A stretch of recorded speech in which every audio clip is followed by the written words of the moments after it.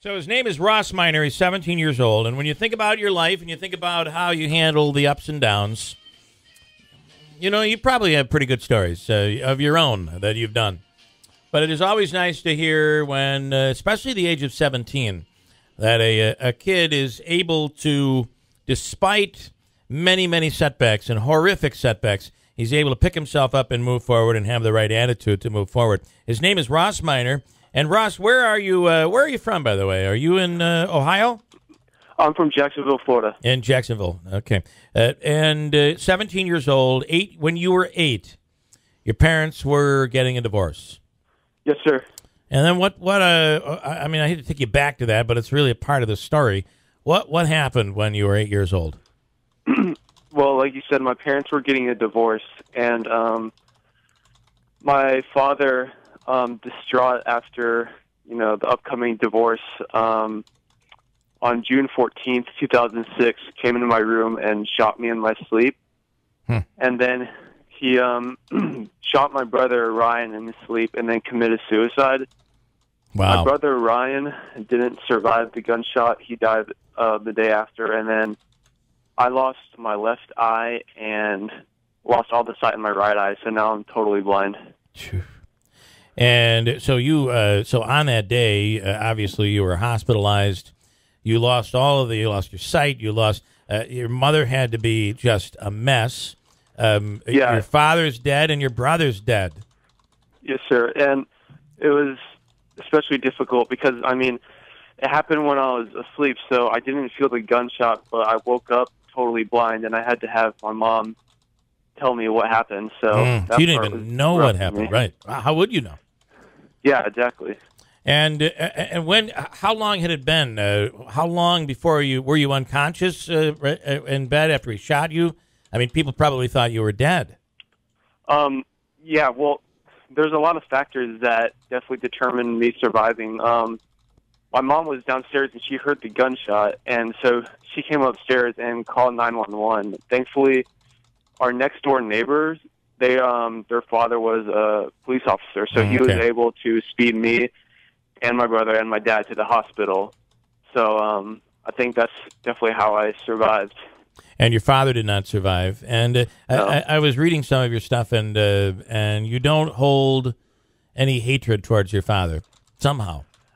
No, I don't. And I always felt awkward because it always seemed like I was supposed to, but it's just I'm not really one to hold grudges for too long. And mistakes are mistakes no matter how severe they are. Just people do dumb things in their lives, and just some things move on. Some things that are dumb turn out to be horrific.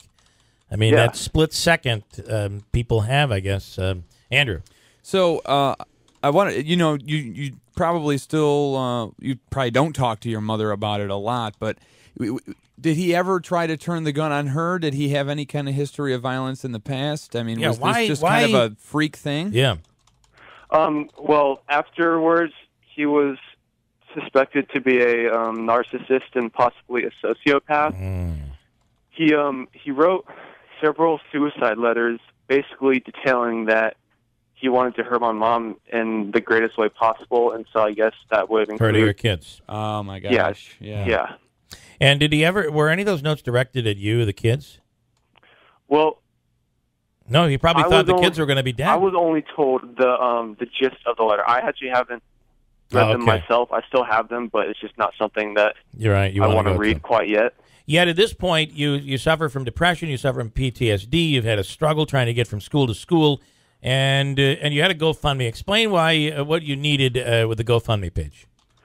Well, I posted my story on a website called Reddit, and where I had people ask me questions and I would answer them. And one of the biggest things I detailed in my post was how I was able to play video games even though I'm totally blind, and how I used to play them so much when I could see, and how it's connected me to the side of the world both socially and with video games. And a lot of people were wanting to play video games with me on the Xbox, but I didn't have an Xbox, so I started a GoFundMe to raise enough money to buy an Xbox, and I reached my goal a few days ago. So I'm going to be buying one either today or tomorrow and then hooking it all up, and I'm probably going to start streaming online for everybody. Well, that, you know what? Now you sound like a 17-year-old. That's awesome. Yeah. Well, so that is so that's and I just have to know, how do you play video games and you're blind? I don't understand. Well, since I'm blind, my hearing is a lot better, so I use the sound effects in the video games to my advantage. Wow. What games do you play? I play a lot of games. Sometimes I play shooters like Call of Duty. Other times I'll play fighting games like Street Fighter or Mortal Kombat.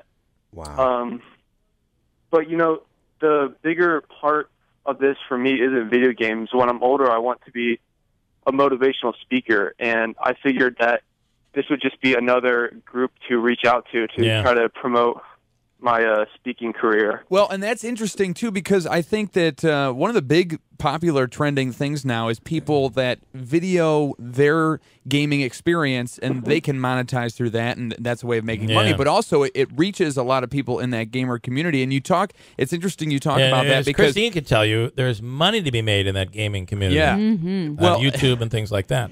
The thing is, too, is you bring up a good point, and it's so cool that you want to do that. You talk about reaching a certain audience. A lot of these kids, maybe your age or even younger, that's their only outlet to the outside world, is the people that they connect with during, playing these video games. Yeah. And that's really cool. You want to do that. Thank you. I'm also trying to reach out to local schools around the area and try to speak to other teens my age and younger to try to motivate and inspire them as well. So well, and then so you haven't just sat and sulked over the terror, because you had 8 years of your life, right? It was 8 years. You were 8 years old. You had 8 years of your life where everything was basically normal and you could see. Exactly. And now all of this has completely changed. And you've so for the next 10 years of your life, you've been able to really just kind of move forward. But I'm sure it hasn't been all easy. I'm sure it's been tough. Definitely hasn't. Yeah, you suffered depression and that sort of thing. Yeah, and another big part of it is, being blind isn't the most socially accepted thing, especially in, middle school and high school. Mm-hmm. So it's definitely been hard socially, because people don't really know how to interact with someone who's blind, Yeah. You're not bullied, are you? So where are you bullied? You're not bullied or anything, are you? No, I wasn't bullied. Good. Okay. But I think that the video games, I know we all talk badly about video games, and it's terrible for kids, and I understand too much of anything is bad. But for you, I'll bet video games socially, it will be something that, and it is something that's really, really positive for you, because it allows you, as Andrew said, gives you that outlet where you can socialize with these other. Well, you even develop friendships with people that you play games with. Yeah, so that's an outlet for you. And what grade are you in now, Ross? I'm a senior in high school. Senior, and the school you're at now, is it very friendly to vision, your vision issue and everything else? What's that? The school that you're at now, because it says you bounced around from school to school. Oh yeah. Are you happy where you're at right now? Yeah, I really am. I do love my school. I used to go to a school for the blind for a handful of years, but then I transferred out, and I'm going to a private high school, and they're really, really accommodating for me, and I'm really grateful for that. Your mom, just one of the most horrible things that could ever happen to anyone, happened to her as well, even though she did not suffer a gunshot, but it just had to be very difficult those years afterwards.